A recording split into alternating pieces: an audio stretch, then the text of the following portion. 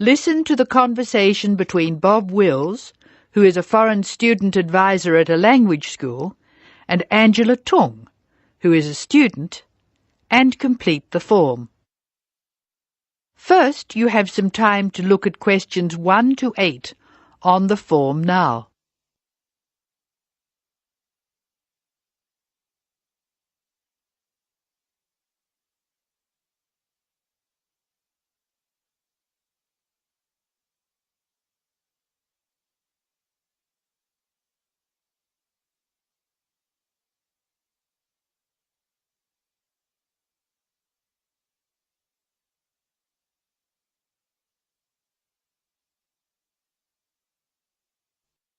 You should answer the questions as you listen because you will not hear the recording a second time. Now listen carefully and answer questions 1 to 8.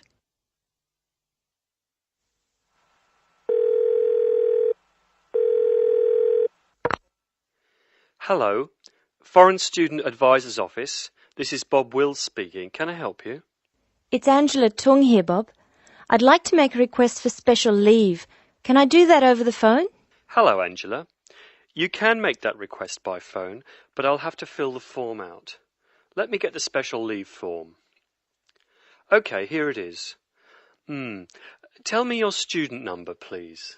It's H for Harry, 5712. H 5712. OK. What's your address, Angela? I live at 10 Bridge Street, Tamworth. 10 Bridge Street, Tamworth. And your phone number? The telephone number's 810675. Thanks. What course are you doing? I'm in the writing class. Writing. Who's your teacher this term? Mrs. Green. She spells her name like the colour. Thanks. When does your student visa expire? Let me look. July 15. July 15. OK. Which term do you want to take leave? Do you want dates? First, I have to write a term number. When do you want to take leave? In term 1. OK. Term 1.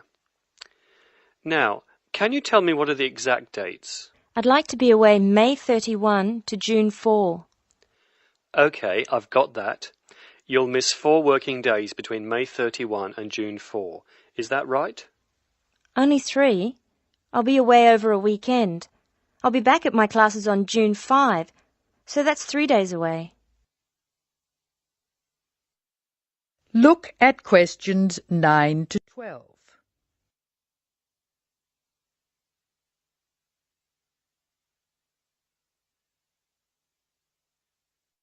Now listen to more of the conversation between Angela and Bob.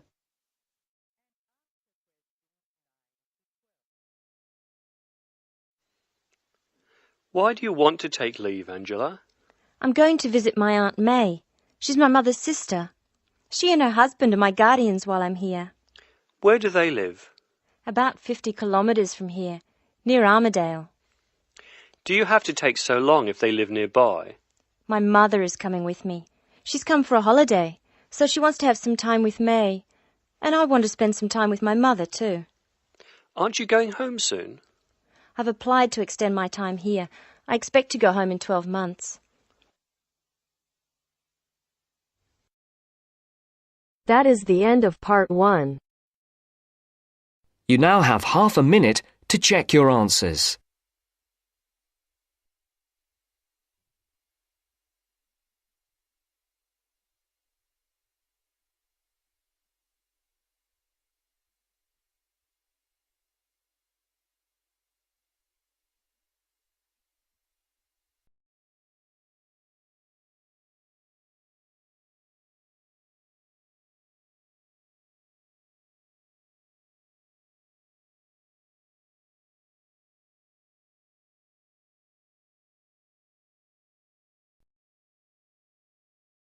Now turns to part 2. Part 2. You will hear a presenter on a radio phone-in show. The presenter is talking to a woman who was bitten by a poisonous spider. First, you have some time to look at questions 11 to 15.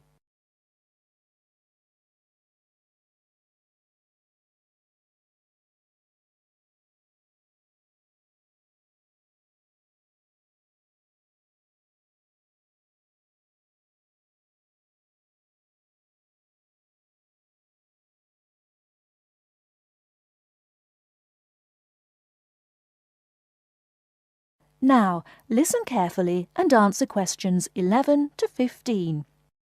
Today, we're continuing our Traveller's Tales. On the line we have Amanda Toddington, who had quite a nasty experience in Australia last year. Isn't that right, Amanda? Yes. My husband and I were on holiday and we were staying at a friend's house on the coast near Brisbane. It was towards the end of the holiday and I was about to go into the garden and enjoy my breakfast. I walked out into the kitchen, slid my left foot into my shoe and felt a tiny sting. It was pretty painless, but I shook the shoe off my foot and saw this tiny spider running out as the shoe hit the wall. Anyway, not being an expert, I presumed the worst, that I'd been bitten by something that was going to kill me, and I completely lost control. I don't think I've ever screamed so much in all my life.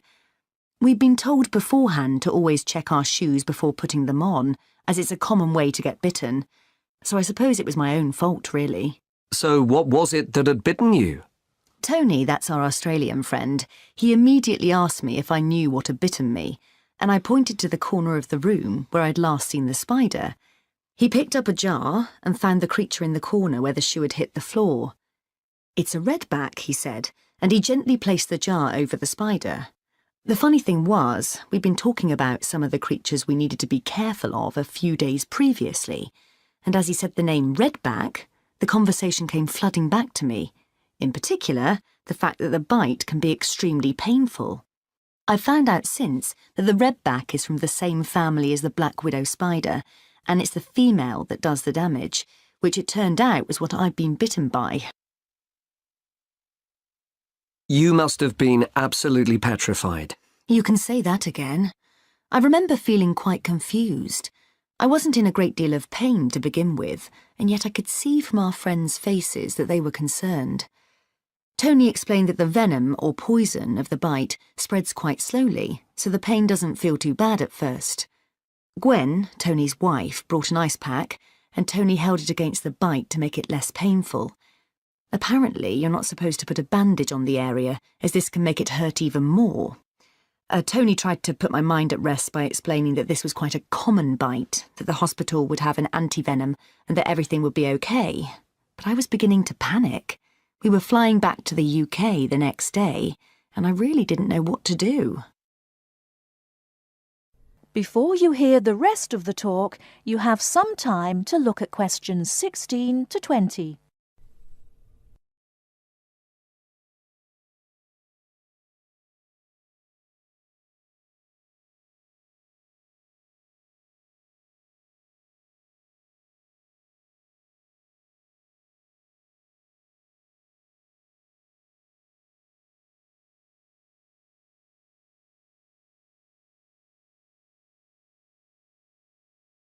Now listen and answer questions 16 to 20. So what did you do? Well, Tony phoned the doctor, who told him to check my symptoms for the next hour or two. As time went on, the pain became very intense, from my foot right up to my knee. My husband was on the internet and was reading out the possible symptoms. I wasn't feeling sick, and I hadn't yet developed a fever, but I had a terrible headache, and my foot was beginning to swell up. At this point, Tony decided to take me to the local hospital to be on the safe side. I really didn't want to go, as I had visions of being kept in for days and all our plans being spoilt. But Tony and my husband insisted. When we got to the hospital, I was relieved to see how casual everyone was when Tony explained I'd been bitten by a redback spider. They told me to take a seat and got on with their work. And did you receive any treatment? By the time I got to see a doctor, the pain was very intense indeed, and I was getting quite upset. The doctor decided to give me a dose of an antivenom, which he assured me would eventually deal with the problem. Unfortunately, he also explained that it wouldn't have an immediate effect and the symptoms might last for several days. But the story has a happy ending. My husband managed to book us onto another plane 1 week later. And even better news was that the symptoms of the bite finally cleared up after about 24 hours. Within a couple of days, I was back to normal again. So thanks to the spider, we managed to extend our holiday by a week.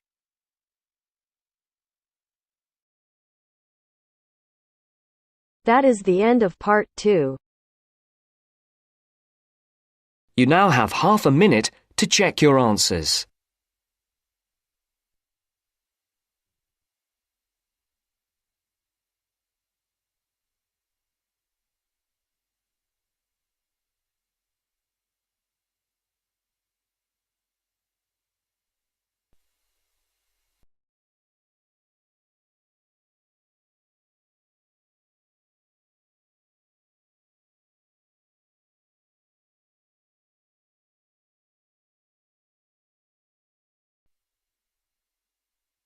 Now turns to part 3. Part 3. Now turns to part 3. Part 3. You will hear a talk by a wildlife specialist on a type of bird called a kiwi. First, you have some time to look at questions 21 to 25.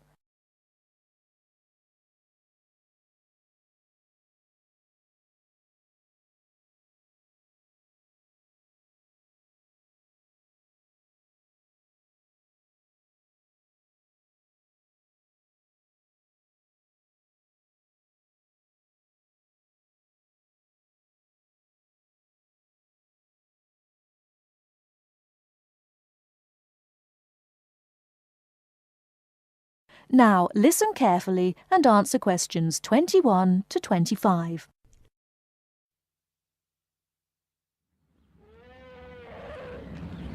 Ladies and gentlemen, welcome to Auckland Zoo on this sunny Sunday afternoon and to our special Kiwi fundraising event. My job is to tell you all about the amazing little kiwi, and your job, hopefully, is to dig deep in your pockets. Now, for the benefit of our overseas visitors here today, I should explain first of all that the kiwi is the national bird of New Zealand, and sometimes New Zealanders themselves are known as kiwis. Now, while kiwis in the wild are a rare sight, the kiwi as a symbol is far more visible. Apart from being in toy stores and airport shops all over the world, you'll find them on our stamps and coins. The kiwi is the smallest member of the genus Apteryx, which also includes ostriches and emu. It gets its name from its shrill call, which sounds very much like this. Kiwi! Kiwi! Kiwis live in forests or swamps and feed on insects, worms, snails and berries. It's a nocturnal bird with limited sight, and therefore it has to rely on its very keen sense of smell to find food and to sense danger. Its nostrils are actually right on the end of its long beak, which is 1/3 of the body length. Now, here's an interesting fact. Although kiwis have wings, they serve little purpose, because the kiwi is a flightless bird. Since white settlement of the islands, kiwi numbers have dropped from 12 million to less than 70,000. And our national bird is rapidly becoming an endangered species. This is because they're being threatened by what we call introduced animals. Animals which were brought to New Zealand, such as cats and ferrets, which eat kiwi eggs and their chicks.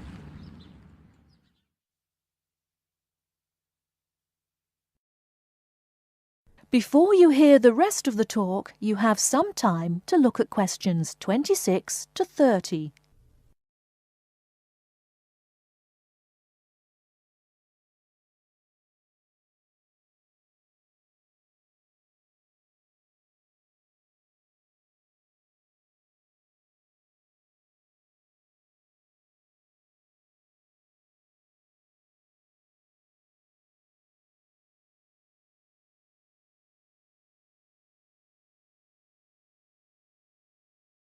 Now listen and answer questions 26 to 30. And so we have launched the Kiwi Recovery Programme in an all-out effort to save our national bird from extinction. There are 3 stages to this programme. Firstly, we have the scientific research stage. This involves research to find out more about what kiwis need to survive in the wild. Then secondly, we have the action stage. This is where we go into the field and actually put our knowledge to work. We call this putting science into practice. And then we come to the 3rd stage, the global education stage. By working with schools and groups like yourself, as well as through our award-winning Kiwi website, we are hoping to educate people about the plight of the kiwi. As part of the action stage, which I just mentioned, we've introduced Operation Nest Egg, and this is where your money will be going. It works like this. It's a 3-stage process. First of all, we go out to the kiwi's natural habitat and we collect kiwi eggs. This is the tricky part, because it can be very difficult to find the eggs. Then, in safe surroundings, away from predators, the chicks are reared. Now, this can be done on predator-free islands or in captivity. They're reared until they're about 9 months old, at which stage the chicks are returned to the wild. So far, it's proving successful. And since we started the program, some 34 chicks have been successfully raised this year, and their chances of survival have increased from 5 to 85%. However, it's not time to celebrate kiwi survival just yet. About 95% of kiwi chicks still don't make it to 6 months of age without protection, which is why Operation Nest Egg is so important. And we ask you to give generously today.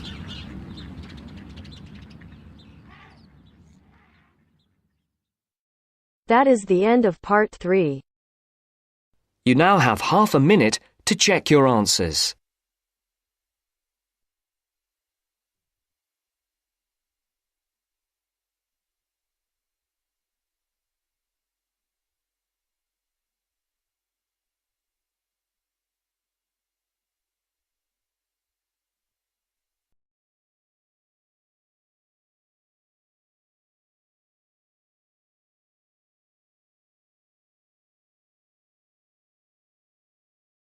Now turns to part 4. Part 4. Listen to the last part of the lecture. As you listen, complete the notes below. First, you have some time to look at questions 31 to 40.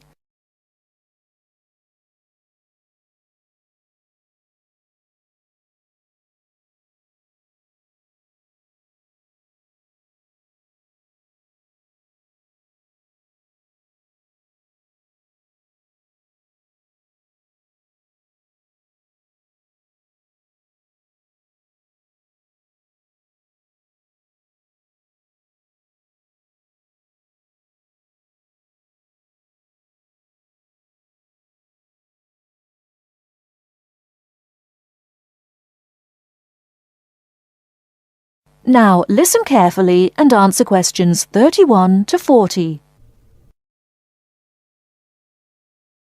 Last time I said that a lot of Irish people left the country and went to England, America and many other foreign countries. Today I'd like to talk about the emigration. The effects of immigration were not all bad.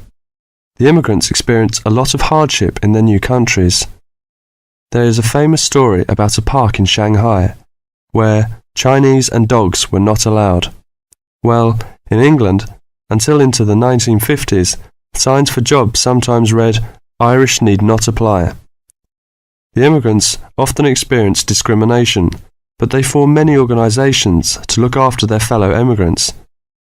Many of these organisations later became very important. In America, the Irish chose politics as the way forward, and significant cities were controlled by Irish politicians. This movement reached its peak with the election of John F. Kennedy in 1960. His grandparents came from Ireland, and his election had a significant impact in Ireland, helping the process of recovery of self-confidence which we have today. Today, there are 70 million people of Irish descent living outside Ireland. In America alone, there are 40 million people, and 10 million of these people have a 100% Irish background. They carried the culture of their home country with them and adapted it to their new home. They made changes which would be unthinkable in the home country, and we often laughed at the Yankees' Irishness. In fact, any immigrant who came back to live in Ireland, often after many years, found it very difficult to fit into Irish society again. They had been changed by the experience. These immigrants have always had an interest in the old country. The American letter was a letter containing dollars sent back to one's family. More recently, President Clinton has been very influential in bringing peace to the north of Ireland. Riverdance itself was the idea of a dancer who was American, who applied American methods to traditional dancing, and the fusion was immediately popular. Modern Ireland has been able to use the disaster of the last century to learn modern marketing techniques and apply them, without at the same time losing what is distinctive about itself. Riverdance is a demonstration of that distinctiveness. That is the end of part 4. You now have half a minute to check your answers.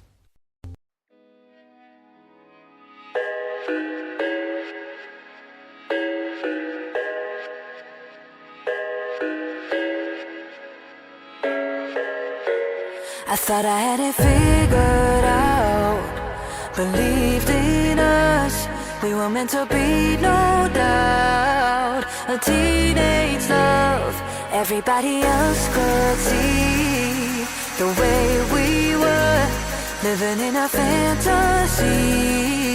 When I kiss her, I don't